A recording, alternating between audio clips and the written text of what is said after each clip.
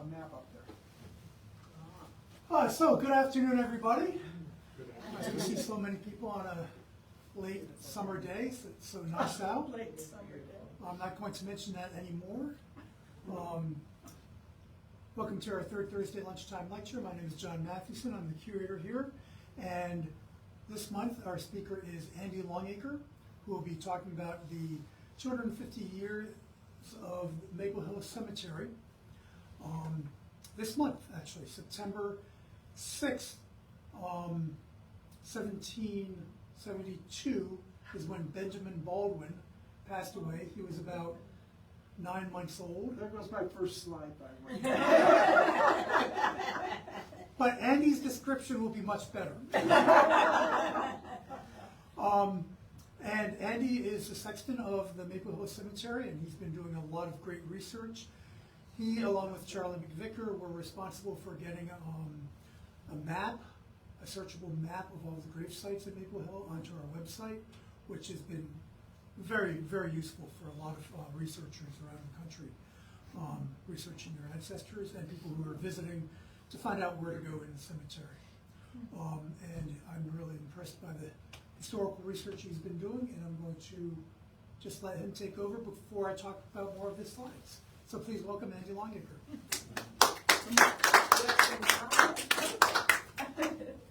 Thank you very much, John.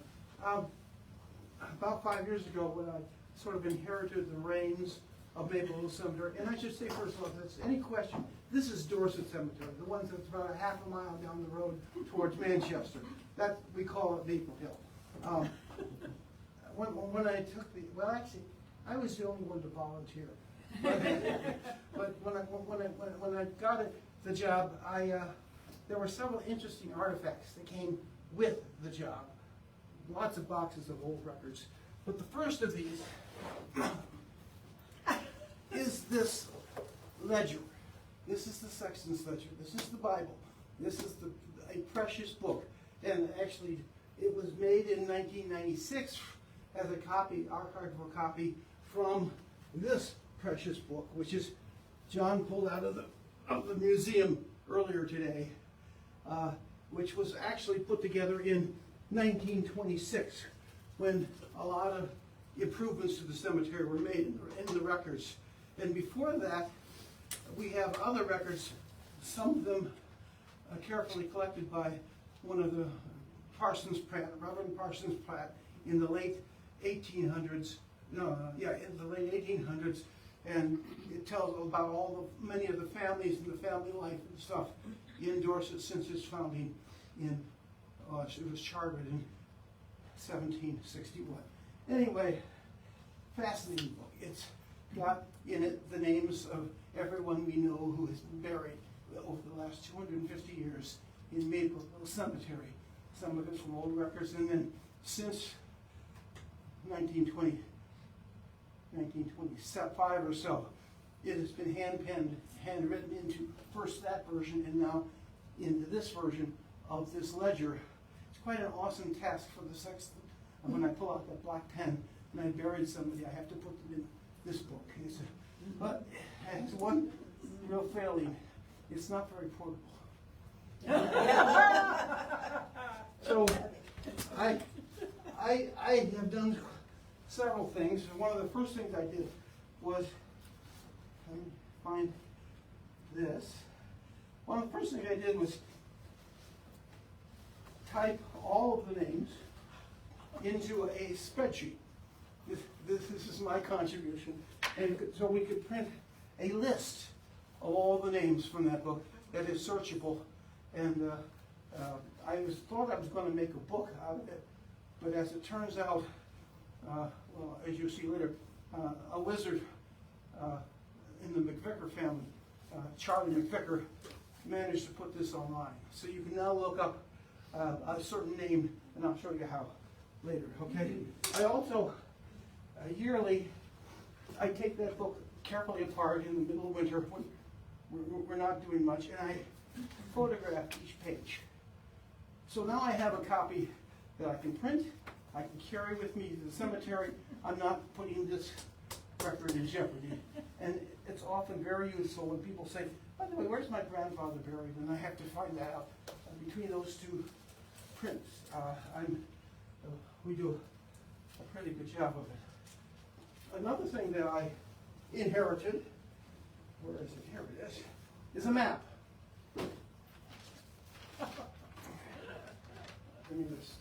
It turns out I photographed this the other day. Oh, let me get out of it. The way. This is the map that my predecessor carried with him in the cemetery to sort of help him get around. And you notice it has some red marks on it, red pencil, that show the open or available lots that could be sold again. And they're in pencil because one by one he was going to erase them. I'll just quickly show you that we've got we now have an electronic version of this that I can provide to people interested in the cemetery, and it does the same thing, and it's in PowerPoint, so I can erase the red marks one by one as needed if we sell a lot. But there are three problems with this map, three deficiencies. The first is you notice it's actually in two separate parts. The older part on the left and the newer part on the right. And for some reason, the person who drew this, the right-hand side, couldn't get the same scale. So they don't quite fit together. Okay? Well, one of the things I did was use Photoshop. And make that to resize and everything. And so if you look up on the wall here, the current map that we have, the two sides fit. And it looks like a real map. A second deficiency of this map is that there's a big area over here that has no markings, simply called the old grounds. In the first 1,000 burials, the first 150 years, people were just buried in the old grounds and the year they were buried, but you don't know where they are. So what I've done over here, if you take a look, I used Photoshop again. I took an aerial photo, a wintertime aerial photo of the cemetery, and I pasted it gently in the old ground, so you can see all the headstones in the wintertime. And then we added a grid to it so that we could, if we do this stone, for example, we could say this is an F01. So we have that grid roughly duplicates the 20 by 20 foot lot sizes of the rest of it. So we had the ability to now to assign locations to the various burials if we could find them. A third one is that this is a survey of a different size of a field that's to the right, or sorry, south of the cemetery, and so we readjusted it and glued it on. So now the whole cemetery property is in one map. The third artifact that I got with the job is this fine cane. It's not really a cane, it's the sexton's, it's a poker. Now, when you go up into the cemetery, you get there aren't any lines on the ground. They're just headstones. It's a little hard to figure out where you are. The road's the same. There are trees, but those aren't marked on the map. Finding lot 200 is easy on the map. It's hard in the cemetery. So, what they've been doing for the last, I guess, almost 100 years is putting corner posts at the corner of the lots. And these are buried essentially in the ground so you can mow right over them. Unfortunately, the grass can grow over them too after a couple of years. So you're up there and you say, well, I think a corner of this lot is here. You know, and so you go right through the soil, right through the grass, you can find these markers. And so this is a very important tool to the sexton who needs to be able to find those lots. Are you damaging the thing with that? That's great. No, I don't push that hard. Because then we have to sort of shovel the grass off so we can see it and everything. No, and that's not archival anyway. But it hasn't, you know, a letter on it so that you can tell where it is. There's one up there for Washburn. Yeah. I wonder if that's yours. Take it away. I don't think so. We have some. So as I start, I have to make a bit of a confession. And that is, for most of my life, I've considered cemeteries rather spooky places. For example, in college, when the path from my dormitory to the classrooms went right past the old town cemetery. And there were students who would go in there and commune with our founder, Eliezer Wheelock. I always took another way around. The last 5 years, I've changed a lot. Since I've been sexton and I've been going up there. Now I feel when I get to Maple Hill Indians grounds, I feel like I'm in a welcoming place, almost sacred place, amid friends and family. For indeed, there's a lot of my ancestors up there on that hill. But there are others who, like myself and like many of you, have lived in Dorset and want to keep it vital. And it's just a beautiful place to live. These hills attract me a great deal. So, I want to just sort of show you some of the wonders that you can find up there. We have to start with this stone. And John told you about this. In memory of Benjamin, son to Benjamin and Ruth Baldwin. You can read this. Died September 6th, 1772, aged 9 months and 4 days. And then, nota bene, note well, he was the first that was buried in this yard. You know, well, think, as John says, 1772, 4 years before the Declaration of Independence was issued, they had the first burial up on that hill. In September 1772 is exactly 250 years ago this month. So this is our sesquicentennial. But it is kind of strange, this little footnote. No, he was the first born. You wouldn't think you'd find that on that early headstone.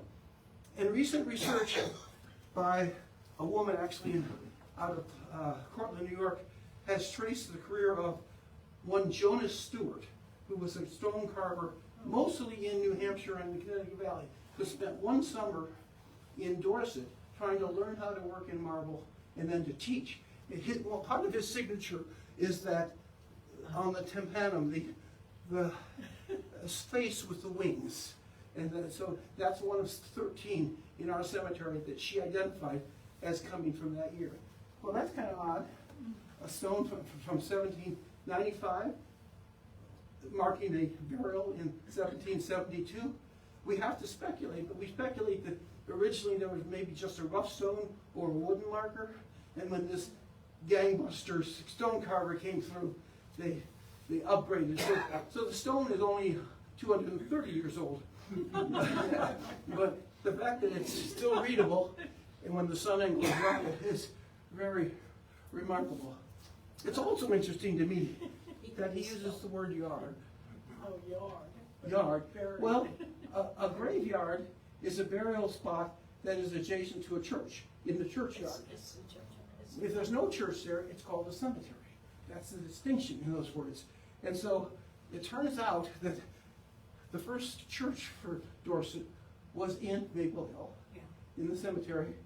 And then in 1798 or 99, it was dragged across the fields, to quote the records, to a place in the village, roughly across the street from where the church is now. It was a log cabin structure. It was called the Lord's Barn. I don't quite know why they moved it, but what they do say is there's no sign of it in the cemetery. There was no foundation. It's, after it was gone. And they didn't know exactly where it was, but we have some interesting data to show. Oh, there it is. From our spreadsheet, we can find out when is the first burial, the earliest burial, in each of those plots. Because we have it digitized now. And so I colored it, the yellow being the very oldest, and then the darker orange, and then the darker and darker and darker. And you can sort of see how the cemetery grew from just this old grounds to up the hill. And there were some people, early people, who got put way up the hill, and then most recently down the right hand or southern flank. That's how it's grown. And there were no burials yet in this new annex. The red X's mark especially those plots in which there is a burial before 1800, which is essentially while the church was still there.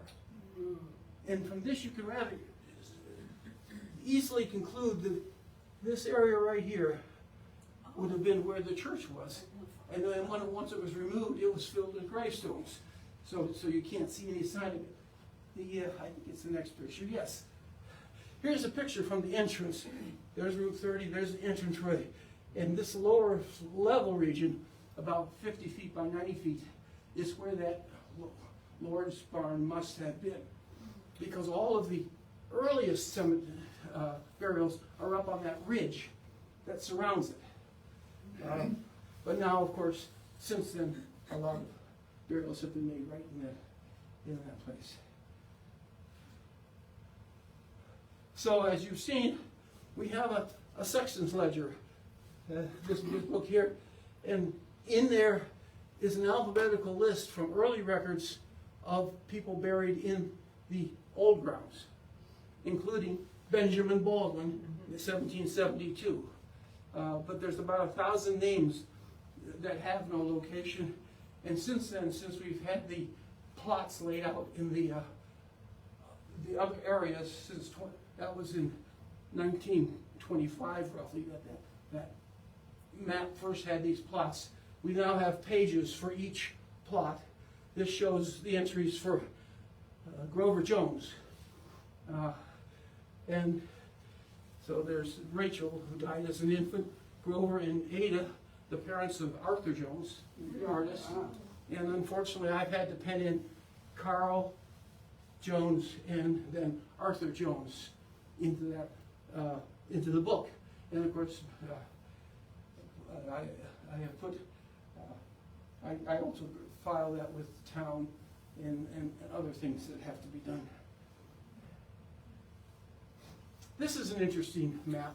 When I first put the aerial view in, I actually marked where the trees were. You know, they have shadows. This, even though it's a winter picture, and but you can see. And then you have the numbered plots starting here and working around.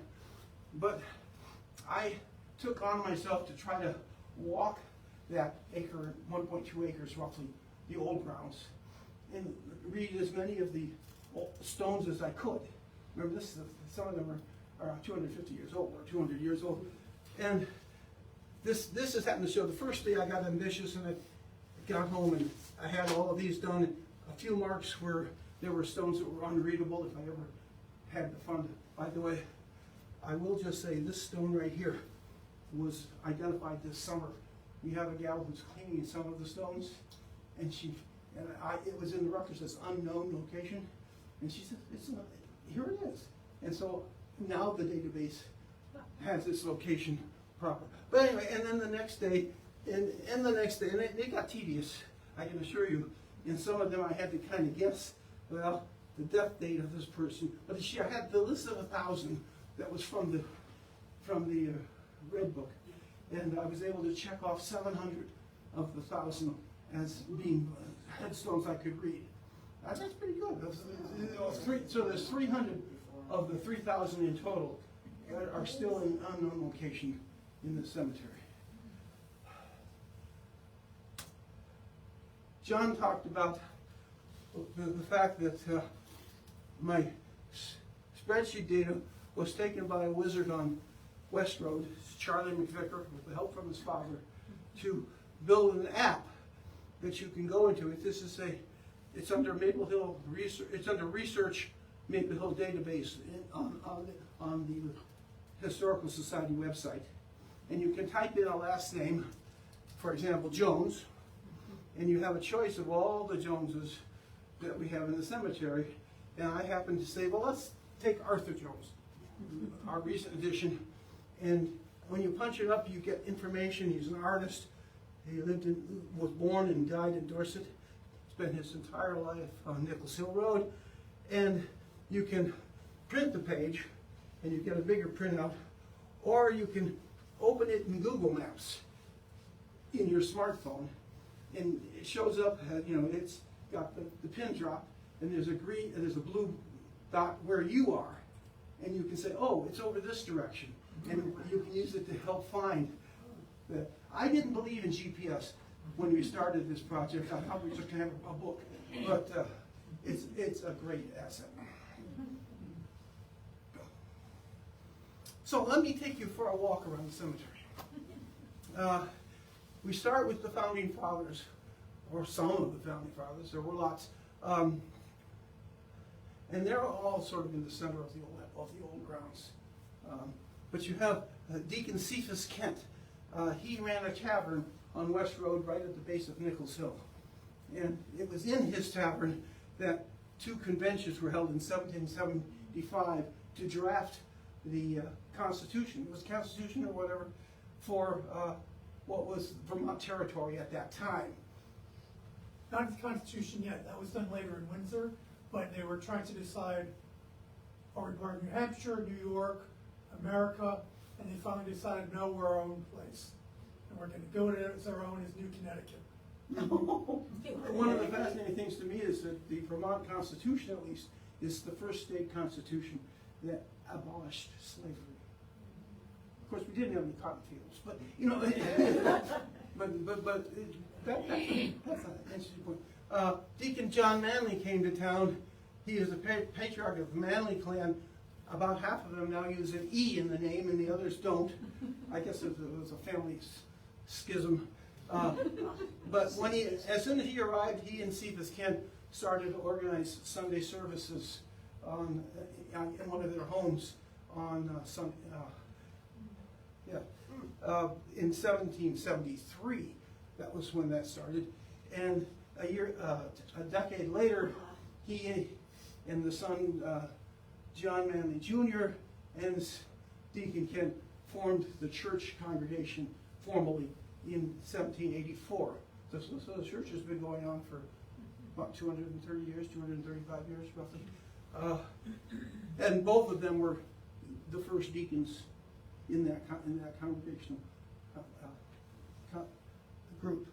The third I show up is Titus Sykes Sr.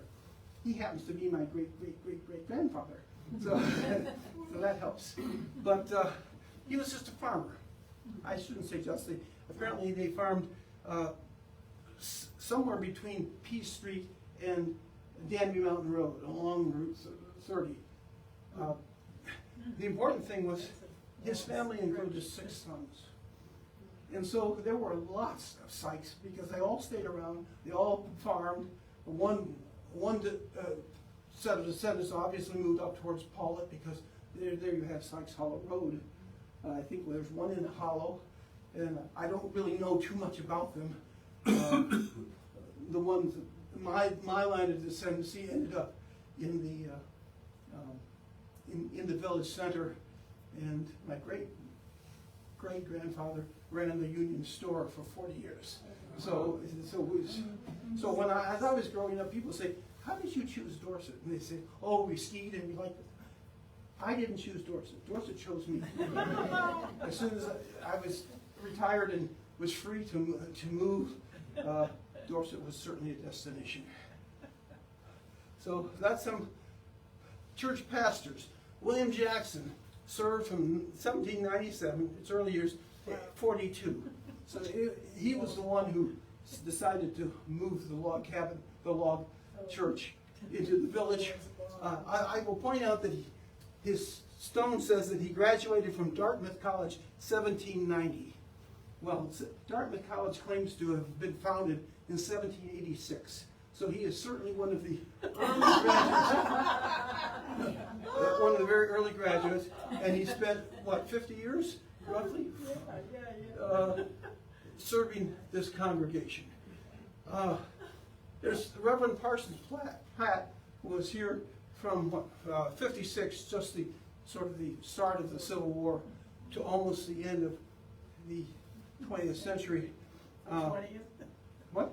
the 19th century. 19th century. 19th century. You're right. I'm sorry. One of the things if you go to the church, there's a window over the entrance, and his name is on it, even though the church was not built until 1910.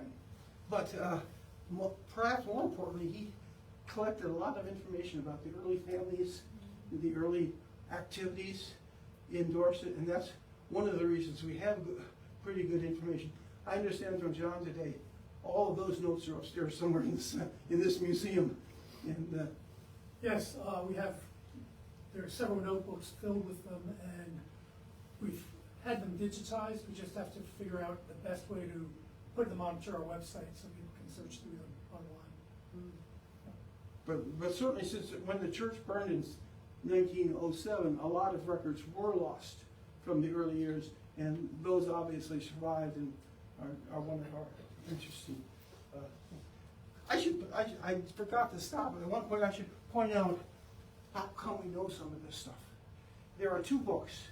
The first is The Story of Dorset by Zephine Humphreys, written in 1924 and republished again 50 years later. You can find this used book online. It's even available as a print on demand book. Very interesting, very folksy, not like your research novel, but you learn about how people lived. Why is my wife embarrassed? Okay, well anyway, and the second such book is Dorset by Tyler Rush, In the Shadow of Marble Mountain. This was commissioned in very late 1900s, or maybe even finished in the start of the year. In the 1980s. I think it was published in 1989. Okay, of 89. Okay, so a little earlier, there was a committee formed that wanted to put together a more modern and up-to-date history. And they ultimately gave up trying to do it themselves, but they hired this writer from, I think, Bennington to do it. It's an excellent, research type book, a little thick for me, but it's available, it's still published, and available for sale in the museum shop. If you want to know something about the history of Dorset, that's a useful book. What happened to?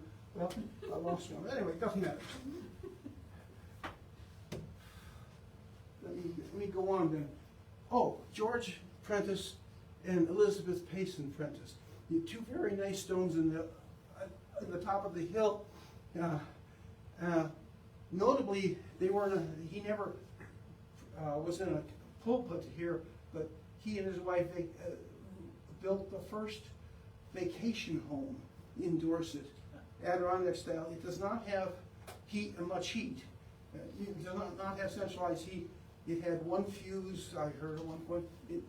The pipes go up the outside, so it has to be drained every year. But it's still in the family, and they come back, I guess, July 4th weekend every year and have a gay time, and then they close it up again. But this house is still standing. It's down on whoops, I'm sorry, I hit something wrong. There we go. If you walk down Church Street, just before Church Street dips down towards the mill pond, it's off on the right behind some woods. Looks just like that. Skip had a Wonderful. wedding there. What? Skip had a wedding there one summer. Oh, really? Yeah. And by the way, that pond, the mill pond, is called Prentice Pond. Same reason. There is more about these two I want to say, though. Elizabeth Prentice was a woman evangelist who wrote many books for young adults.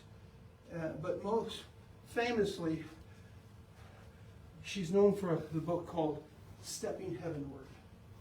I wondered, how could a book like this, well, it's still sold today. These are used, the women, young women are still getting this to read about I would say the trials of trying to grow up as a Christian in a world full of challenges and impetuousness and everything that's going on. I read it last February, trying to find out what could it be about a book 150 years old that people still use it. In fact, pilgrims come up to the cemetery to see her headstone. It's a marvelous read. That's all I can say. It's a highly recommended, I would say. And I have actually a couple of extra used copies here, but just consider it. It teaches you a lot about why God gives us tribulations, and how to deal with it. She wrote many hymns. Her most famous is "More Love to Thee, O Christ." It's still in our hymnal, and that really was her mantra. Was that if you love Christ, you can handle all that God gives you, and it's a fascinating book. Okay. George Prentice, who we don't know too much about, he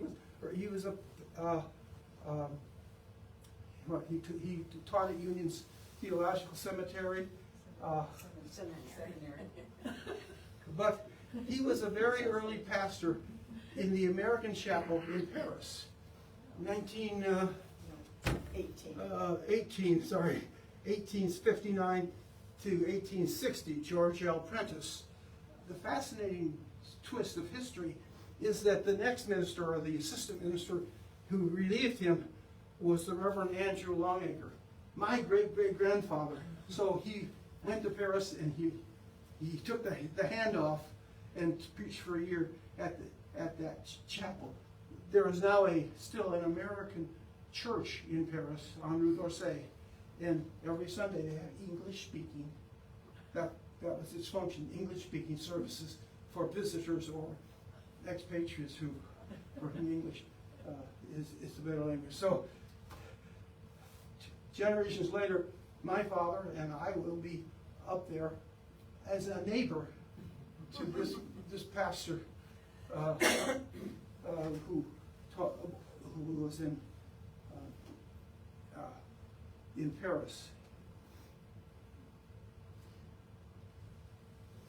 Okay, Civil War casualties. In the story of Dorset, which I showed you, Zephine Humphrey writes, Dorset's response to the challenges of the Civil War was generous.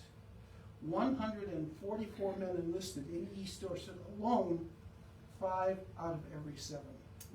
So we have lots of Civil War veterans. These are 3 of the casualties who are memorialized. There's first Josh Brownlee, and you read it, any 2nd Lieutenant, 5th New Hampshire Infantry, killed at Spotsylvania and buried in Fredericksburg National Cemetery. So this is not a tombstone so much as what we call a cenotaph, which is a monument, an empty tomb, a monument marking someone who was from this area and died in the Civil War. We have Bella Fisher, a member of Company K. That's the important thing, who did they march off the war for? He died in the U.S. Hospital of Alexandria, Virginia, and at the age of 52, to read a bit further, he actually, while he was injured somewhere south of that, he was in the hospital getting attention when he passed away, and he is buried in Alexandria. This is another cenotaph of William Jackson Fuller. Where was he captured? Oh, I don't have it written down here. I don't know. Let me see if did I captured near Petersburg, Virginia, and he died in Andersonville prison in Georgia, and presumably he's buried there. But it's a very ornate and beautiful stone. Veterans of other wars. There are, John, you found about 6 veterans of the Revolutionary War. I think there are a few more than that. But Okay, yeah. again, with a spreadsheet, you can sort them by their military action. Anyway, this is John Sargent. He was a doctor. He lived here quite a time, and he has this Revolutionary plaque there as well as a flag. William Sykes Lee, there's that Sykes family again. World War I, obviously. Brooklyn, New York. He worked in the hospital of the Navy, I assume in Brooklyn, and as it says in the volume, died in the service of his country. I don't know more details. Richard Thumb is one of two burials we have from young men who died in the Vietnam conflict. Proprietors of the Union Store. My great-grandfather, Gilbert M. Sykes, who he worked in the, he was a deacon at the church for 40 years. He worked in the store for 60 years, I think it is. No, he was in the store for 40 years. He was a deacon for 60 years. There's a plaque in his name. Ran it, I'm sure the dates are here, but anyway, a long time ago. But Perry Pelcher, many of us might know. I remember him. It was for 51 years he ran the Union Store, and somewhat more recently, Jay Hathaway. It's interesting. This is the Pelcher store. Yeah. The picture over on the right of the map is the Sykes store, and the picture down below, this color really shows Jay Hathaway. So, Oh, Yeah. yeah, over here. yeah. So, but they're all. And Andy, if I could just say, the gentleman on the motorcycle Yeah. is Perry Pelcher. Ah, I believe the gentleman on the left in the Oh. picture, no, there, Oh. I believe that's Gilbert Sykes. And then Jay and Terry are in the black and white, or the color photo on the bottom. yeah, we have, and there's a poster for the Sykes store over there.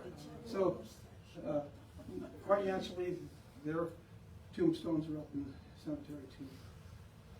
Dorset artists, Reginald Marsh and Felicia Marsh.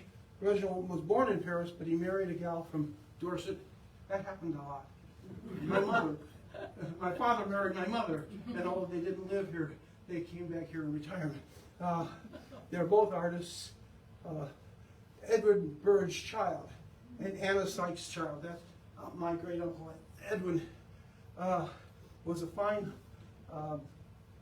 New York City artist. Lived on West 93rd Street, I think, West City.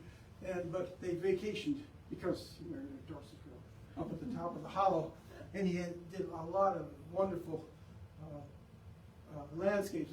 One in by the store there is an Edwin Child painting, I believe. Arthur Jones, of course, our recent great loss, is there. And I have to get out my notes on this one. There are many more Dorset artists. John Lilly, Ada Davis. I have them all listed. Well, I guess I can scroll this down. Lorenzo Hatch, Wallace Fonstock, Claude Dern, Cordelia de Schweinitz, Henry Van Loon, Norman Wright, Beatrice Jackson Humphreys, and John would tell me there's even more who are buried and memorialized up in the cemetery. There's a great tradition of the Dorset art. What's that mean? Okay. Some headstones really stand out. The one on the left, the West Stone, is by far the biggest and heaviest we have. He owns the quarry. So rather than getting a special stone cut, he just had one of those stones brought over. It's huge in the back there. It's not the tallest, however. I think the tallest is the Alfred Fieldstone and family. And if you read it, and I'm sorry, it probably doesn't show here, it shows Dakota Carnes. And he says that the family has been in New England for 2 centuries. But before there, it was in, no, I get it right here. I'm sorry. For 5 centuries in Lancashire, England, and preceded by 5 centuries in Lancashire, and by 5 more centuries in Alsatia-Lorraine. So you have 12 centuries of history told. That's what I'm saying. These stones are remarkable, and as you walk through, you can learn a lot of history. I want to contrast that with this relatively small marker for Seymour Brooks. Company K, 14th Vermont Infantry. That's all it says. Now, the family stone, which is nearby, reports that in fact he survived the war and lived another 30 years before passing away. But John has done some interesting research, and I also want to and the military records report that Seymour enlisted in 1862 as a private in the Vermont Infantry at the age of 15. And maybe because of his age, he was assigned the role of standard bearer. That's the fellow who carries a great big flag and leads the troops into battle. In the war, he was wounded 13 times in battle. And when he died 20 years later, he still had 2 bullets remaining in his body. That little stone commemorates a really true brave son of Dorset. Then we have any number of burials for infants. In the Field family, they're like small beds. But then you find Ralphie and Herbie Moore, Willie Moore. Turns out the Moore father was a stone carver. He signed at least one of his. And so he put a lot of attention into the youthful kids who passed away. And then you have the ones like Fred Squires. I find that very adorable. Tara Tobin is another one. But Little Johnny, Little Lizzie. I mean, it's fascinating the stories these tell. And some recall some who died tragically young. This is an old one from, what is it, 1811. A 6-year-old Porter Baldwin family, Benjamin Baldwin, was playing and fell into the workings of a sawmill and was killed by what they call the pit man, which is one of the levers in there, and died instantly. Lisa Bartlett, some of you know Tuttle, some of you know Bubsy. This is Bubsy's daughter who died in a skiing accident. Jay Sykes, my cousin, who was killed in a target shooting accident. You know, Glenn Baker fell in the quarry, probably swimming, and fell on the rocks. Sandra Casey, who was killed in the Las Vegas massacre somewhat recently. But all of them are commemorated in the cemetery. But we have occasional celebrations. The biggest annual one is the Memorial Day service, which starts with the service in the church and then a march to the cemetery, to the Veterans Memorial. And here you see some scouts on the left who have just placed a wreath. And you see some of the veterans who marched in the parade. And then somewhere over behind us, there was a 6-gun salute, followed by taps. And I should say that's Jim Bray, our pastor, who gave a brief address there. Of course, he spoke at the memorial service as well. Really, if you're here on Memorial Day, it's worth going through it. That's been done for about 50, 90 years. I don't know how old the tradition is, but I think it's older than that. What? I don't know how. Yeah. I think it's been since the Civil War, possibly. Possibly, I don't know, but it's a moving service, and we're going through and going to doing this. But this was a funeral we had a couple years ago, in which the family arranged for some Masons to show up, for a honor guard to show up, and for something called the Patriot Riders to show up on their motorcycles with their flags and stand in honor of the fallen William Horridge. Just a neat sight. Ooh, grounds maintenance never ends. Let me just say that's true. We get, once a year we have a big burn pile of limbs that have fallen, and it's quite, that's Skip Dickinson's house in the background, by the way. But we try to keep it. We have had to pave sections of our roadway, especially the last couple of years, because the heavy rains that we're now getting tend to wash out the gravel, and it was washing into the cemetery. So luckily we have an endowment that can afford to do some things like, and then we have to take down trees when they die. This is a fascinating picture. This was a tall spruce tree. If you wonder how tall it is, this stone down here is that big one I showed you earlier, the block of marble. And this fellow had worked his way up, dropping limb after limb, and there's one guy down here who's picking them up and taking them over to a shredder.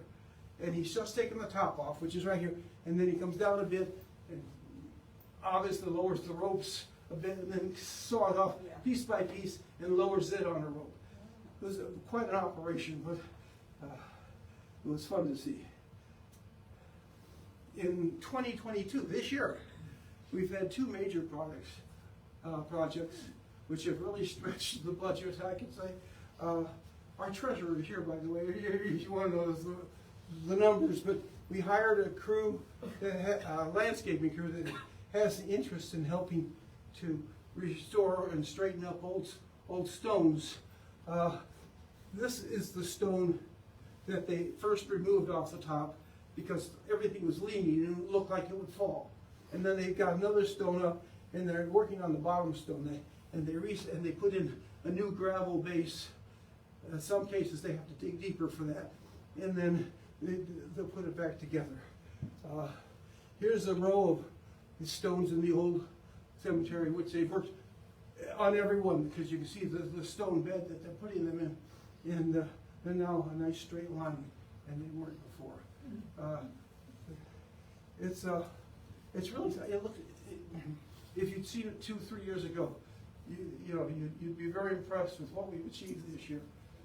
But we're blowing the budget. The second picture shows the new area and the fact that we have laid out plots in it. You can see them up there. And some of them, only some of them are marked in red right now because it's my ambition to fill this to the extent it gets full over the coming years, sort of as a community along the road. And then but gradually it can fill out. That should handle us for 75 years or so. This year, for example, we had roughly, I think, 13 burials. Interestingly, the burials are almost always in family plots, plots that have been owned for many, many years. We've sold maybe just 6 plots this year. And those are mostly young people who are planning ahead, who don't want to make their children have to make decisions for them. And so, as I say, the sales of new plots and the use of old plots, is seldom at the same time. But what we did this year was finally, as we got this laid out, we have paved the loop in that new field so that it'll be easy for cars to get to the plots.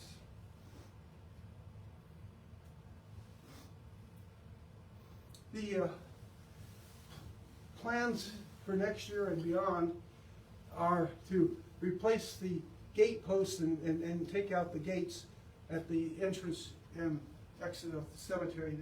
They're wooden and they are not holding up well. And we aren't quite sure what they'll look like. That has to be planned. Probably won't be wood another time. We'll find out. And then we have this tool shed, which is really in miserable shape and too small to be useless, to be useful to us. So we're going to certainly take out that shed, take out the 2 big trees that are sort of crowding it. I'm sorry. It's 11:50.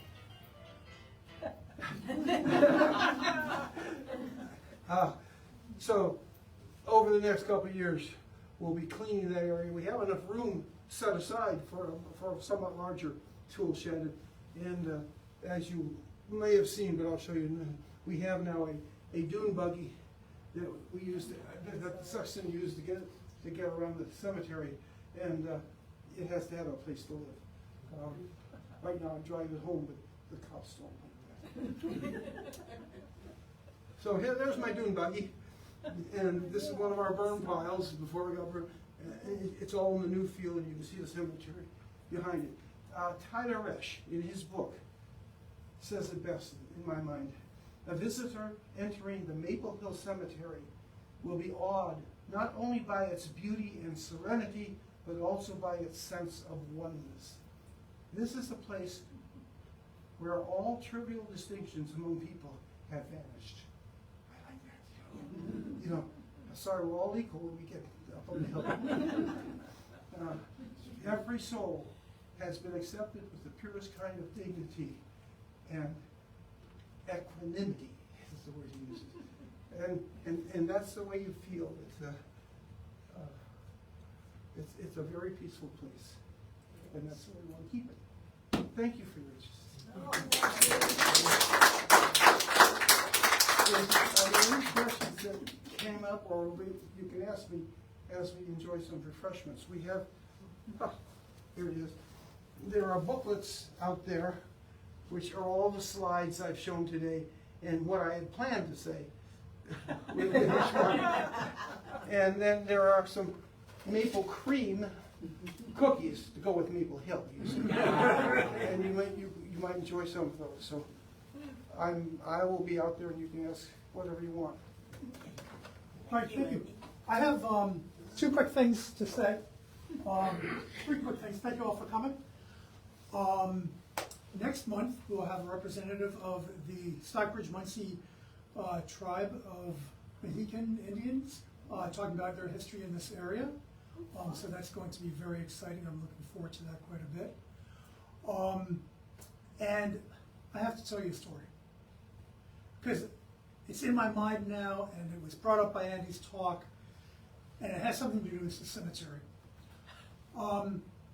Back before Charlie and Andy got everything online for the cemetery, people would come here, and I would drag out a copy of that map, a lot bigger version, look up in our card catalog, where is Joe Smith buried, find the lot number, and show it to them on the map, and then they would go wandering off.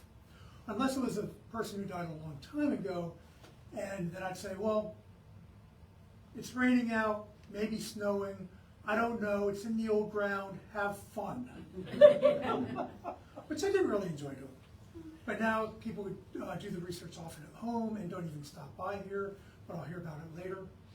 But before it was all digitized, there was one week in the summer when one day there were 3 women on a pilgrimage from the Midwest trying to find Elizabeth Prentice, her house, her cemetery site.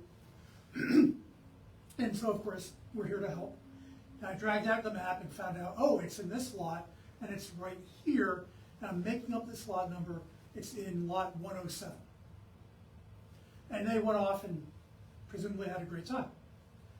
The very next day, we had 2 people in from, I think it was Western Pennsylvania, the Pittsburgh area, who were researching his family history. His family had been in Dorset, 150 years ago or so. And they were, I would say, in their 70s, maybe the early 80s. The women who had been in, they were in their, I would say, 40s or early 50s. So different age, different parts of the country, kind of. But they want to know where his ancestors are buried.